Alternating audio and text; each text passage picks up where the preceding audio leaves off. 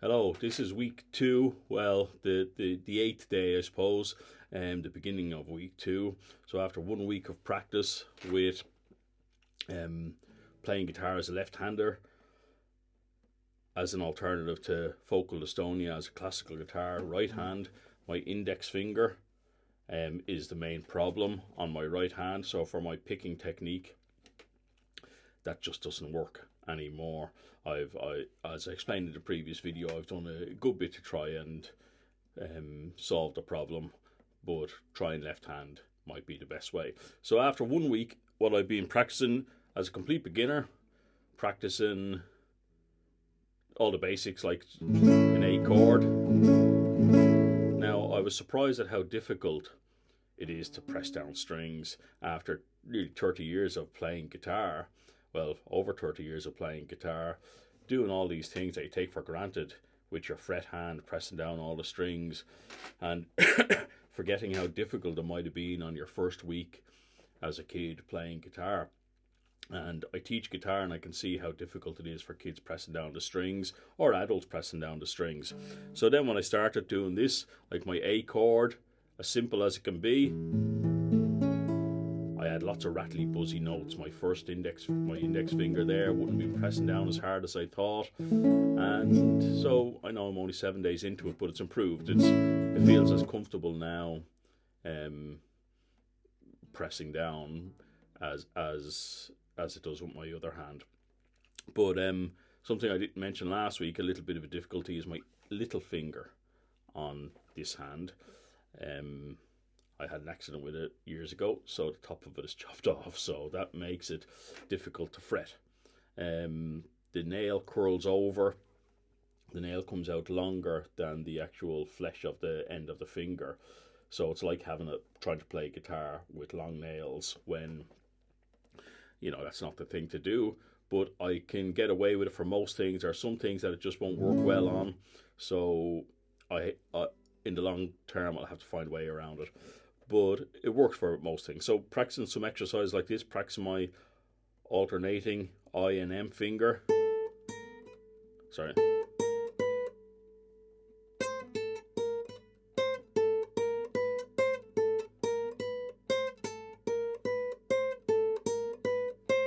So that's coming on okay. Now, reverse. I'm practicing just 4 chromatic notes here. 1, 2, 3, 4. And starting with my index finger on my picking hand.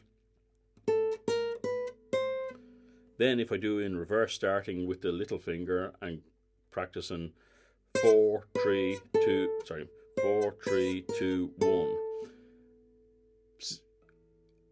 I accidentally start picking with my M finger, middle finger, first instead of my index.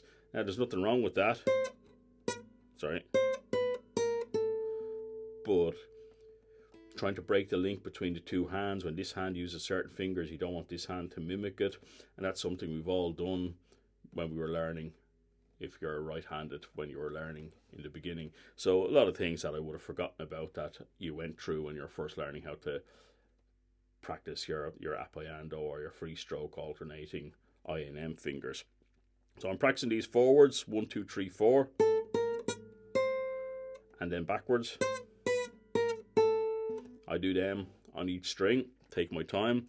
I'm practicing a 1 octave C major scale with the alternating free stroke and rest stroke, but here it is, pretty slow, but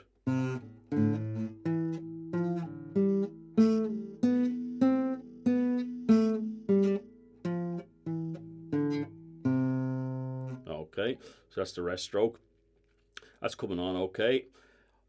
Everything I do, whether it's chords or scales or exercises, I've started to try practice a few segments of pieces or picking patterns out of certain pieces. And the picking hand is much easier, I suppose. I feel like I'm almost learning faster with the picking hand than I did originally learning how to pick with my right hand.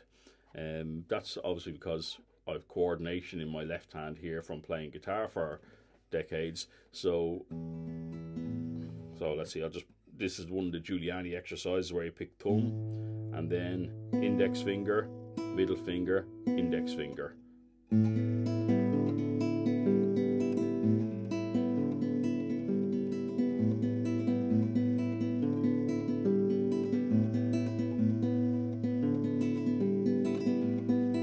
Okay, so that's going okay. Another thing I started messing around with was a Targa etude.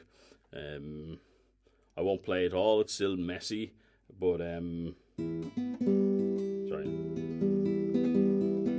So that's the picking pattern, thumb and your high E and your low E string at the same time, and then you pick the second string and third string, and again with the three high strings. So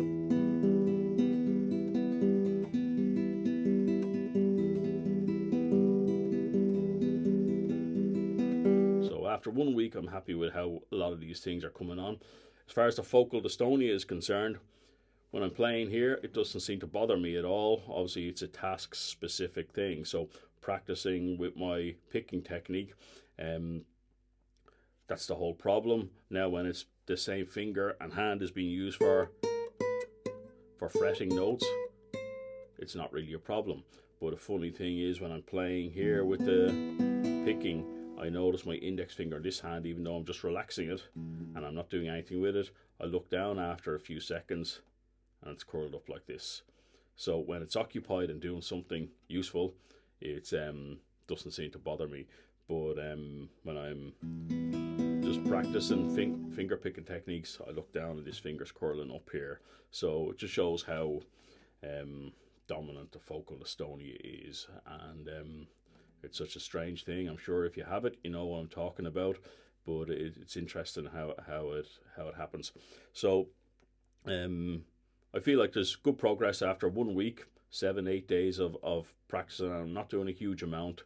The picking hand is working well. This hand is working well. The hardest thing is looking at the guitar and counting the frets, things that you find automatic when you're the other way around, looking at it in mirror, even tuning in the guitar, getting used to what tuning heads to go for. It's really like being a beginner again, and but the progress I think is relatively fast, so I'll be interested to see what happens after a few months. So I'll just give you an example here with the two guitars. With the left hand again, I'll do that same picking pattern.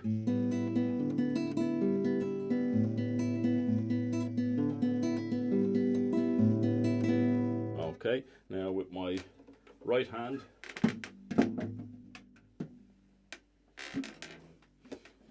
swap over the footstool. Now the disaster, see what happens here.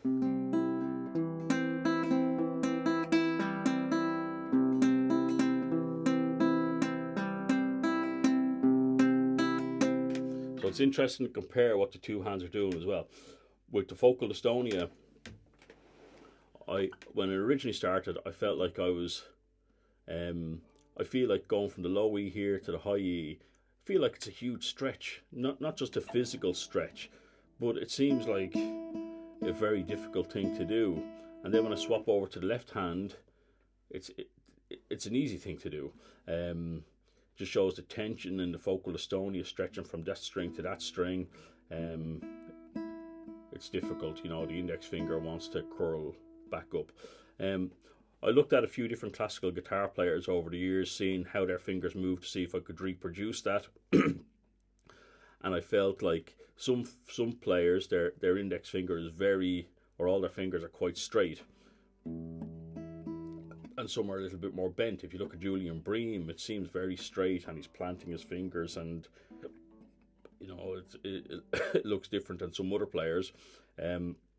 But then when I swapped over to the left hand, I felt my right hand here had a kind of curve here, and then with the focal dystonia, that was obviously exaggerated.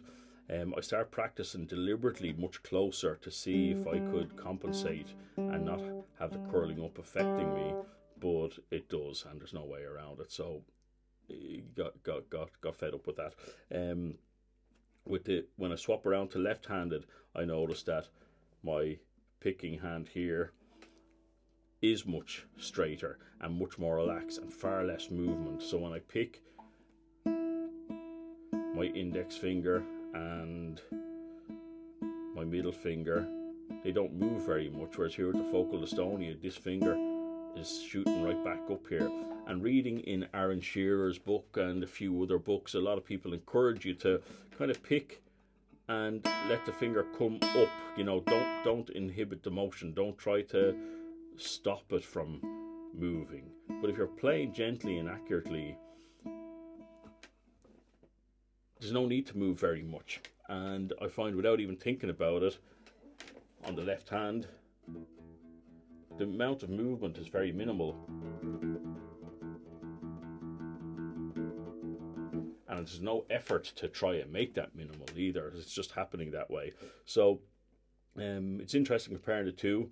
I'm happy with the progress, and even with that little finger being a bit of a difficulty, I can still play most stuff with it.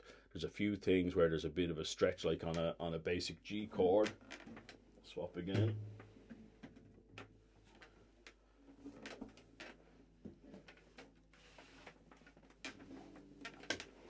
On a G chord, okay, I can go for the version there without the little finger. Gone out of tune here. But the version, if I want to do the second finger, third finger, and little finger, that's a tricky one because the nail really gets in the way there. But at least, you know, like with most chords on guitar, there'll be an alternative way to play it. So obviously, them three fingers will work well. The version where you might use the high two strings, pressing down the third fret of the B and E string, that works pretty well.